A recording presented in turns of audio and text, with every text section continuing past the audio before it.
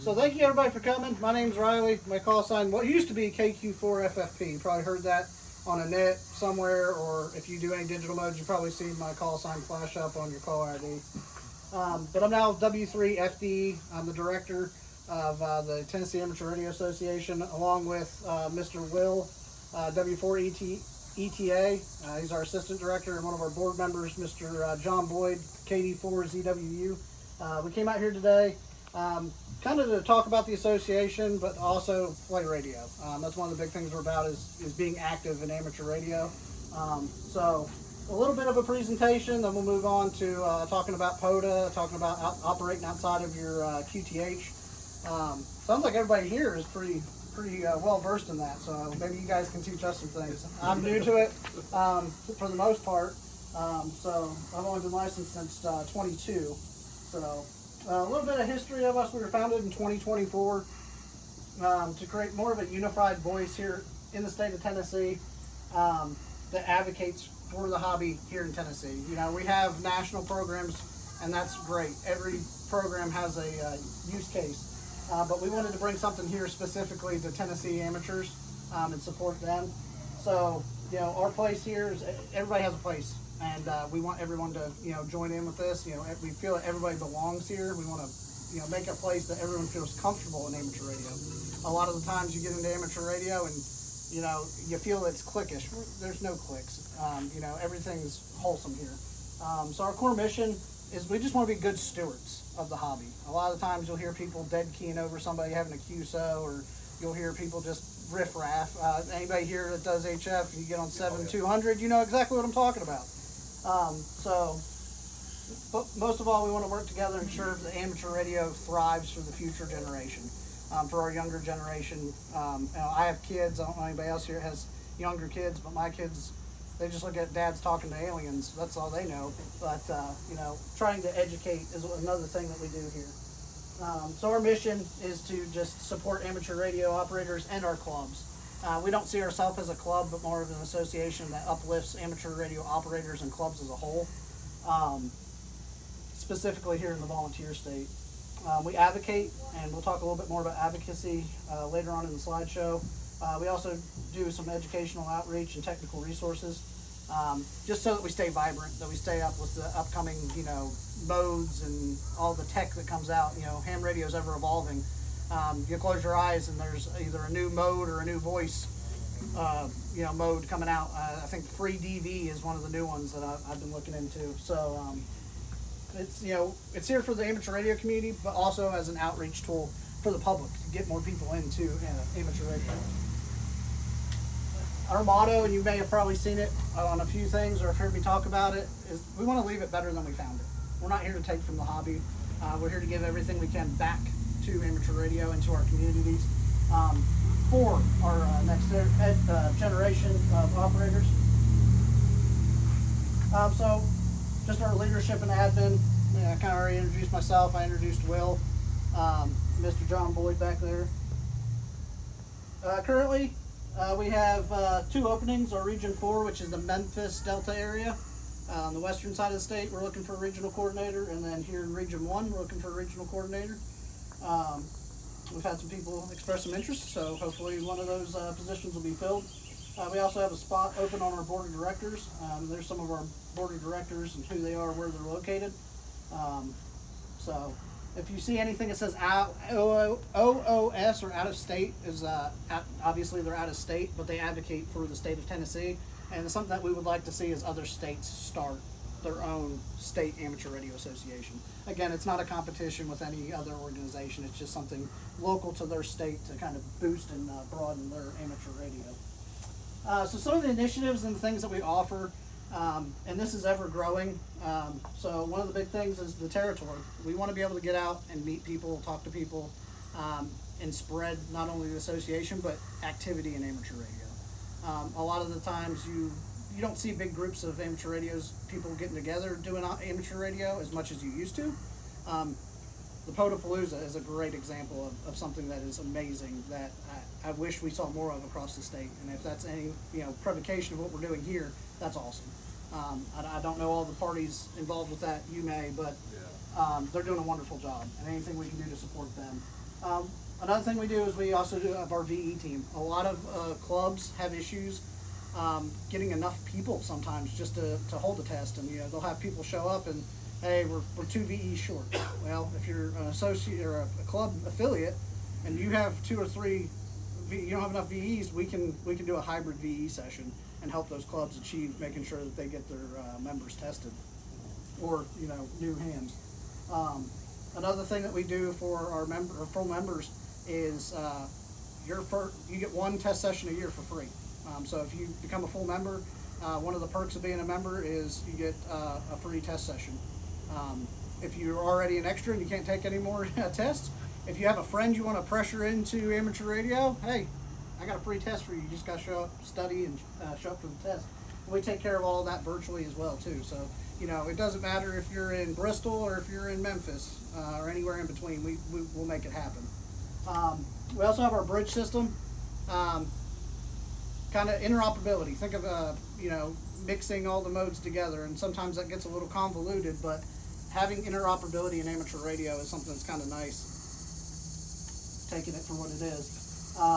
But it does bring along a lot of connections, and that's another thing that we want to do, is bring more amateur radio operators together. Some other things that we're working on is a Terra sponsored VHF contest, probably in the fall. We're currently building, it's almost finished, our comm resource page on our website, and that is for new hams, old hams, middle of the road hams. If you need, there's one section on there, it's about apps for your phone. What apps work good? We've tested these apps. All these apps that we have, they're either easy to use or easy to interface. They're good for beginners, or they're good for people that just now they're getting into digital modes, or they're getting into finding something else. A big thing that we have worked on is a lot of people are DV switch. It's real hard to get going. I walked Will through it the other day. You can connect up to Echolink and All-Star right there from your phone. So if you're out and about, you don't have a radio with you, or you're HOA and you're antenna limited, or you're just getting into the hobby and you want to get your feet wet but you don't want to spend a bunch of money on equipment, that's something that they can try out, especially with our youth. Yeah, it's easy to get a youth member to spend, mom and dad to take you to a test session, or spend the money to get you tested and get your license. But have you ever tried convincing your parents to spend, $350, $400 or $500 on a radio for them to turn around and not use it? Echolink, All-Star, those are tools in the toolbox that we can use to kind of keep our youth engaged. Another thing for our clubs is we have an up-to-date club mapping and listing. One of the gentlemen that we tested the other night from the west area towards Memphis, Jackson, Tennessee, I asked him, and he's done his test, I said, how'd you hear about us? And he said, I Googled. I said, oh, okay, cool. It's weird that we come up on Google. And he said, yeah, the first thing that came up was the West Tennessee Amateur Radio Club, and I couldn't get a hold of anybody. Well, because the information wasn't up to date. Something that we're wanting to build in the state of Tennessee is an updated way for people to get involved with their clubs, okay? Be a member, don't be a member, but let's help our clubs. Our clubs are our backbone in amateur radio, so let's support them, and we feel like that's just another way to give back to them. Our club mapping is awesome, because if you're part of a club, they sign up and say, Meigs County, for example, we just signed them up. They give us their address for where they hold their club meeting. I drop it on a custom map on our website. You can click that on your phone, and it'll give you directions to the club's location where they hold their meetings. When you click on that, it'll give all the repeater information, up-to-date repeater information. It'll also give their website if they have one, Facebook page, picture of their logo, and ways to connect with that club. So kind of give those clubs that exposure. We're working on a Terra youth program. Right now, we don't have a youth membership for Terra, something that we're looking at expanding into. But as it sits right now, any youth that comes to the Tennessee Amateur Radio Association's VE team, they test for free. And we do we assist with the paperwork on getting their FCC license reimbursed to them. So something that trying to keep the youth engaged and adding to. We also do monthly presentations. Last month was APRS. That is a virtual on our Zoom room. So you get a link, click on the link, you'll come to our Zoom room, and there'll be a presentation, kind of like what I'm doing right now, but virtually. You can do it from the comfort of your QTH. You can literally sit at home and drink a cup of coffee or have a nice adult beverage and learn about whatever we're talking about for that month. So next month we'll be presenting on POTA. So he'll have a pretty good in-depth POTA explanation, which he did, I think Ray County is where he did it last, so we'll bring it to the virtual setting. So I already kind of talked about the Territory. All of this today is paid for by our dues. So anybody that pays, these are some of the things that your money goes to. All right, it goes to paying for those test applications for those youth. It goes to holding these events. Unfortunately, these events, these places, they do charge a day use fee. So that's where those go into play. They pay for the website, they pay for things of that nature. But the Territory, and why we're doing it again, is just to get out there, talk to people, meet people, educate, advocate, and cultivate the amateur radio here in the volunteer state. Our bridge system, again, you can connect via hotspots, you can connect via your phone. One of the big things that a lot of people do is EchoLink. You got a lot of EchoLink check-ins. DroidStar for you guys that are into the digital modes like DMR, YSF, but you don't want to spend a bunch of money on one of those radios because you don't know if you're going to like it. Using your phone is a pretty good little avenue. But if you do have those radios, you can connect to us via hotspots. We're on some DMR repeaters down in Chattanooga area, as well as All-Star. Many thanks to the guys that upkeep the All-Star up here. Kind of the same thing. I think the East Tennessee Ham Club's coming up September 13th. Field of Dreams, Dandridge. Hold me to it. Another thing, we try to advertise these ham fests. These ham fests get people in. I can't tell you how many people I've had talk to me and say, well, I got my ham ticket at Huntsville. Okay? They walked into that building with not an inkling of, yeah, I wanted to try it, but they had no idea what they were exposing themselves to. And that's why we need to keep those ham fests going and support those ham fests and the guys that run those ham fests, because I'll tell you right now, it is an unimaginable task how much time and effort those guys put into those. So for our affiliate clubs that do hold ham fests, we want to support them, so we'll make sure that they get all that stuff out there. And we want to provide them with tools and the assistance needed. It's the 21st century, unfortunately, and everything is social media or web-based. Everybody is on, if you can't find it on the internet, it doesn't exist anymore. That's how a lot of people are living. So we're trying to bridge that gap and give the best of both worlds. So our VE team, again, like I said, we try to involve hybrid in person when we can. That's why we try to get as many VEs as possible, because guess what?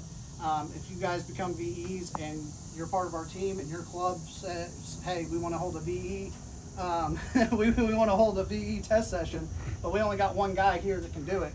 Okay, cool. We'll pull out some phones, we'll pull out some devices, and then we're going to get that person tested no matter what. And it is secure. We have caught so many people trying to cheat the system, and in my opinion, if you're going to try to cheat as simple as test as your amateur radio test, you probably don't need to be a part of our hobby. But that's me being a little biased. I probably shouldn't say that, especially being recorded. But I think we all kind of get the point here. But we want to make sure that we're doing a good thing. We're removing that barrier into amateur radio. We agree there should be a test. We agree that there should be some checks and balances. But we also want to make it as easy and as secure as possible and as friendly as possible. I will say, I test with a lot of teams, and Will does a jam-up job. All of our VEs do a jam-up job of making everybody feel welcome. We're not there to see people fail. We're there to cheer them on the whole way, and we got some awesome VEs that do that job. So, a little bit more information about coordinators. How to get a hold of them. All this will be up on our website. We're going to actually change our website up a little bit so it's easier to contact your regional coordinator. So say you are in Morgan County or Anderson County or whatever county you're in, and you're like, hey, I want to hold a POTA get together. Okay, we have a lot of resources. We have 226 members. Let's let all 226 members know, or everybody in that region know, hey, we're going to have a POTA get together. If maybe you've never been a part of it, maybe you want to get into POTA. Let's not gatekeep that information. Let's share that with everybody. So a lot of the things is, what is a regional coordinator? So our regional coordinators are our point of contact in that geographical area. The state of Tennessee is broken up into 4, not 3 grand designs, but we kind of followed how TEMA does theirs. Why reinvent the wheel? Who is your regional coordinator? Those are listed there. And then what does the regional coordinator do? They are your point man again. If you have an idea, or if they have an idea, they kind of pitter-patter, get everything together. With our support, if we need to rent a pavilion, or if we need to find a place to hold an event, let us do the hard work. How can you help your regional coordinator? Reach out to them, talk to them, let them know you're there. This works as best as the membership. So if membership puts in a lot, we can put out a lot. Some of the things that we want to try to do is stuff like this: the regional get-togethers, meet up for ham, and I call it coffee and ham. I hate ham, but maybe coffee and a biscuit. POTA outings, club supporting events. We got a club. That club up there, Lakeway Club, is having their ham fest. Get everybody out there. Coordinate everybody showing up and helping them out, getting the numbers up and helping that club. And then resource sharing is a big thing. Why we shouldn't gatekeep things. If I know how to do RTTY, and I know how to set it up on XYZ radio, and I know that he has it on his radio, why am I not helping him out? And that's stuff that you can literally do on Zoom. Another part of the membership is you have unlimited access to our Zoom room. So if you want to get in there and you got a buddy that lives on the other side of the state, and you want to, screen share. Share your screen while you're setting up the program for your radio. They can sit there and copy down the same thing right off your screen. It kind of helps everybody out. So a little bit about the bridge system and all the ways that you can connect. We are working on P25. Our hams over IP had a big little snafu, so we're off hams over IP for right now, but we're working on that. AW is also amateur wire. Once we get our hams over IP set up, it'll automatically bridge with amateur wire. And we're also working on getting Wires X back. So any of your Wires X enabled repeaters, if you're into the System Fusion, you'll be able to connect to us via that soon as well. Then most of you probably know or heard about, we hold our statewide net every Saturday night at 8 p.m. We link into about 13 plus repeaters. Big thanks to all of our repeater owners down there at the bottom. Kevin, Duplantis, W4KEV, Emmett Purdue, W4EDP. These guys have been a major help in getting us on the air, keeping us on the air. Big thank you to all of our other repeater owners. Steve, W4YI down in Chattanooga, Daniel Hadley, KK4GGK, Mr. Steve Weber down there with the Cleveland Club, KA4ELN, W4BV, I believe that's their call sign, down in Fayetteville and Lincoln County. We get a lot of check-ins from Huntsville on the net from having that repeater in there. So it's really nice to have them. And you don't have to be in Tennessee to check in. We've had Indiana, North Carolina, Kentucky, Alabama, Georgia. We had one guy came in RF from outside of Atlanta, Georgia, into the Signal Mountain machine. So that was an impressive check-in.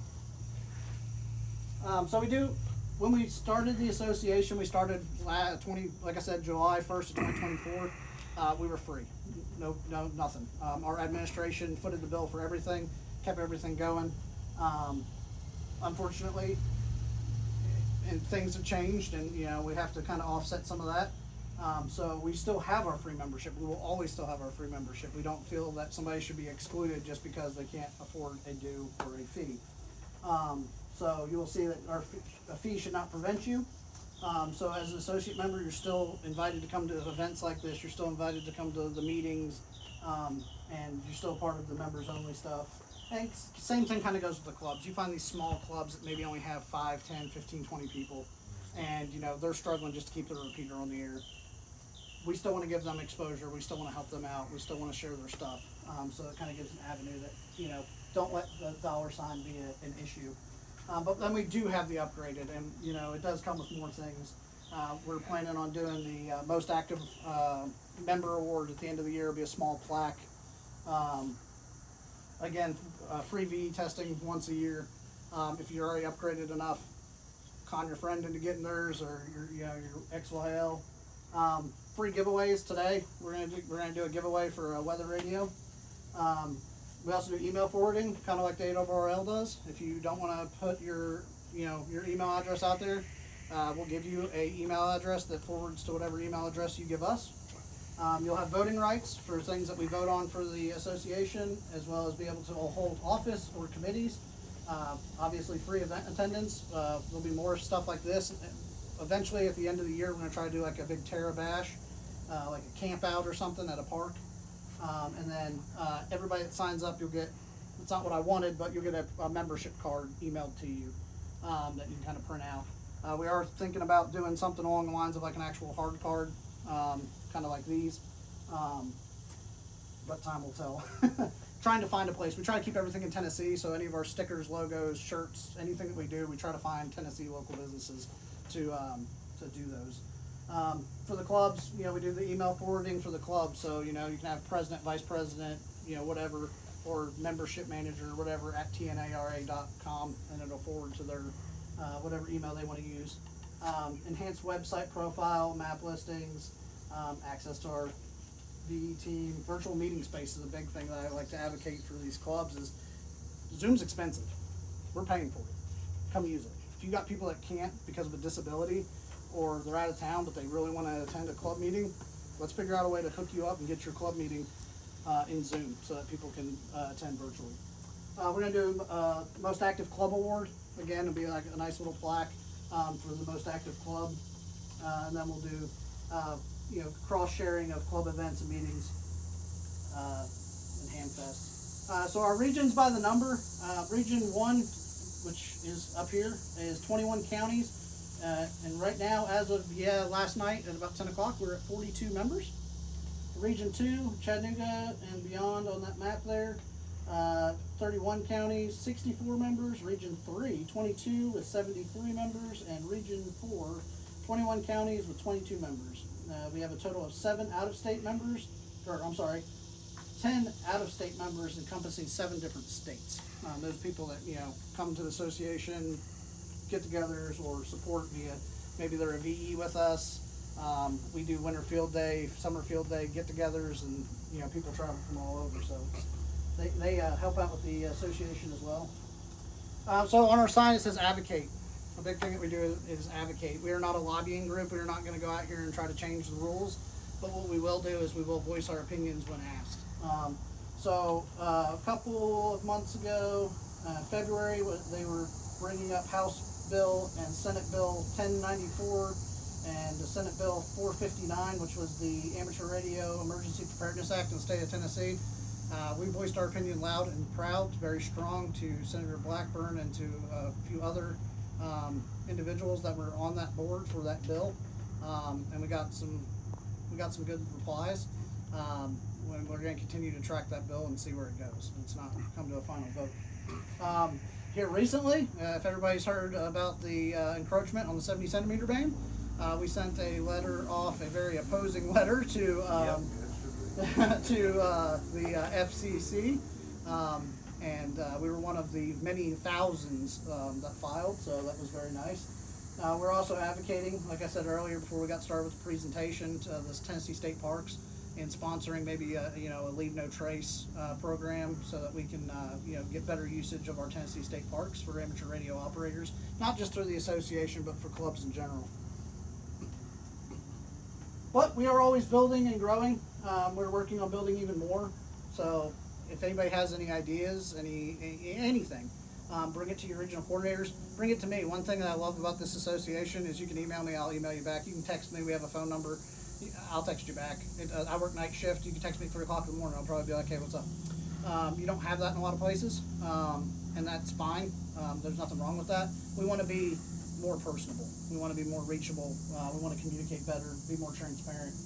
Our initiatives are aimed here for Tennessee amateur operators. We do not, we don't go playing around outside of our state. We want to make it better here locally. That's where your dues go and stay. When you pay $12, that stays right here for you, for us, for everybody. So we're working on that. We want to outreach locally. We're big on working with the youth. We're trying to come up, why reinvent the wheel? If somebody's got a good youth program, let's just help it. Let's boost it. Let's build that up. It doesn't have to just be ours. Because we want to. The ultimate goal is positive. You get somebody that's new on the bands, and why are you so slow? I see a lot of times CW. I've been trying to learn it, and you'll get somebody on there. I saw it the other day on POTA spots. The guy called the guy an expletive in a POTA spot because he was slow. There's no need for that. There's no need for that at all. And that's what gives people a bad interpretation of ham radio and why it's clickish or it's this or it's no. There's no reason for that. So again, like I said, we're not here to compete with any other organization. All right, we're here for amateur radio as a whole, and we want to bring a new breath of life into something that we're seeing so many people get tested. Will has the exact number. Our VE team's only been going for what, a month, 2 months, 2 months. We probably already tested. How many people have we tested, Will, off the top of your head? 40 something. 40 something people we've tested. At least half of those are new to amateur radio. There was an individual we tested, 17 years old, came in, took his tech, turned around a few days later, took his general. I don't know if he took his extra with us yet or not, but 17 years old, already general. So that's a good thing, bringing that breath of life. But we also keep transparency, 100%. Well, biggest thing to us is when you help us grow, we want you to know exactly where everything is going. So we strive to stay transparent. Our dues are as low as we can possibly put them, and that's literally to cover the operating cost of everything. We are active and we are here. With that, so do we have any questions?